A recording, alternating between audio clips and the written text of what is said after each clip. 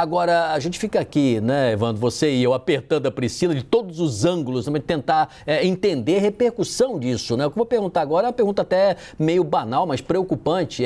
Priscila, esse aumento vai ter que tipo de impacto na inflação? Alguém já precificou isso?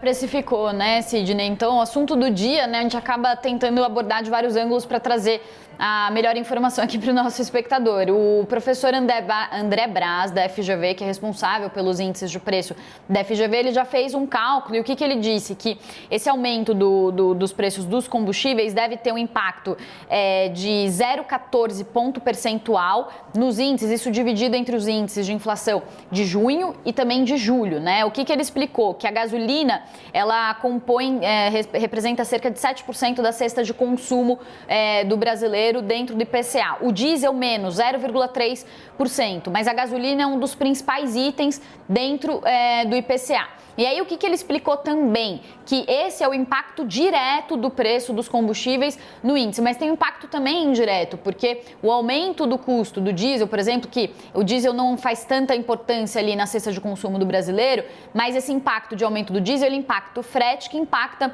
o preço de alimentos e de outros produtos, né? É importante a gente ressaltar, até o Evandro vai saber falar melhor que eu sobre isso, mas esse é um momento também de escoamento de safra importante que acontece agora no segundo semestre, principalmente de soja, né? Então, aumenta também a demanda pelo transporte para escoar esses produtos. E justamente num momento em que os preços estão aumentando, até o pessoal da Bicom estava me falando agorinha mesmo sobre escassez de diesel, não só aqui como lá fora. Eles falaram que está escasso, que antes, para formar uma carga de diesel, os importadores eles esperavam 2-3 dias, agora já esperam 10 a 15 dias. É por isso que também o diesel está acima do preço da gasolina. Então, tudo isso vai impactando no índice de inflação. Agora, Pri, eu queria que você... Evandro, Evandro, antes da sua pergunta, tem um dado, né? Quer dizer, que lembrou bem a Priscila. Quando a distribuição, né, o caminhão bate lá no silo para pegar a soja, por exemplo, e levar para o porto, tem até engarrafamento também, né? Quer dizer, as estradas se ressentem, tem todo um custo adicional que a gente esquece, às vezes, imaginando que é só ali o preço da bomba, né? Então, tem todo um processo que pode criar complicadores, como o professor diz. Desculpe interromper. Evandro, por favor. Imagina, não é. A questão do combustível, o problema é que ele respinga em tudo, né? Sobe o preço do combustível e a gente percebe uma cadeia toda impactada por conta disso, principalmente a da agricultura, a dos grãos que são transportados pelas rodovias do país até portos, enfim, para que possam chegar ao consumidor. Agora, Pri, eu quero que você coloque para quem nos acompanha aqui, porque nós já mencionamos, né, que essa fúria das autoridades do Brasil, essa fúria que foi gerada entre os políticos, faz com que muitas vezes as pessoas se confundam sobre os principais motivos e verdadeiros motivos para o reajuste dos valores, o aumento dos valores, né? Então, fica parecendo até que há uma solução simples, simplesmente retira-se o presidente da Petrobras e o valor muda. E, na verdade, é muito mais complexo que isso, né? Exatamente, é muito mais complexo que isso, né? Porque o que acontece, né? Acho que a pergunta que muita gente se faz nesse momento, tá, mas por que a gente está discutindo tudo isso se o Brasil é autossuficiente em petróleo, o petróleo é nosso, né? Isso lembra muito aquele slogan do petróleo é nosso e muitas pessoas, inclusive nós que somos jornalistas de economia, as pessoas vêm perguntar a gente, tá, mas Pri, por que então a Petrobras tem que seguir esse preço lá de fora que está aumentando tanto, se a gente tem tanto petróleo por aqui, né? E aí a gente até preparou uma tela para explicar um pouco do porquê que a Petrobras tem que seguir essa política de paridade de preços internacional. Primeiro ponto, o Brasil é autossuficiente em extração de petróleo, mas não em refino. Então, uma parte de tudo que a gente consome aqui de combustível, 12% especificamente no caso da gasolina, 26% do caso do diesel, são importados, vem de fora. Então, é bom lembrar, petróleo não abastece carro, não abastece ônibus, não abastece caminhão. Depois que o petróleo é extraído do solo, sim, somos autossuficientes em petróleo, mas depois esse petróleo tem que ser refinado para virar derivado e aí sim abastecer os veículos.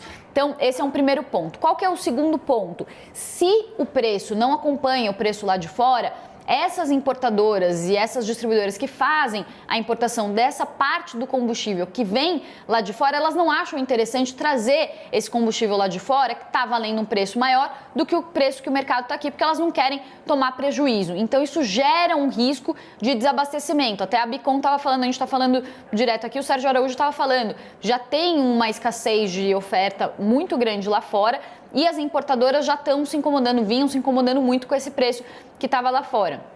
Outra coisa, a Petrobras tem custos dolarizados de plataformas, de tecnologias.